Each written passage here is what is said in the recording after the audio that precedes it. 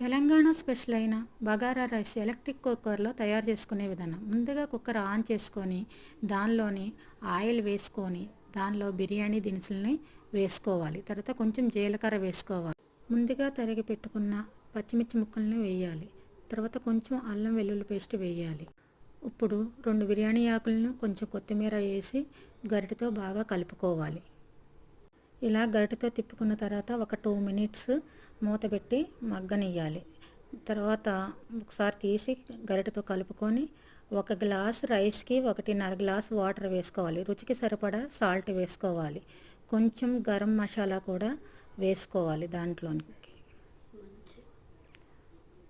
వేసుకొని బాగా కలుపుకోవాలి. కలుపుకున్న తర్వాత మూత పెట్టుకొని ఒక 10 మినిట్స్ తర్వాత మరుగుతున్న నీటిలోకి రైస్ వేసుకోవాలి. రైస్ వేసుకొని బాగా తిప్పుకోవాలి. తిప్పుకున్న తర్వాత మూత పెట్టుకోవాలి. మూత పెట్టుకొని ఒక 10 మినిట్స్ తర్వాత చూస్తే ఎంతో రుచికరమైన తెలంగాణ స్పెషల్ అయిన బగారా రైస్ ఎంతో రుచికరమైన తెలంగాణ స్పెషల్ అయిన బగారా రైస్ రెడీ అయిందండి.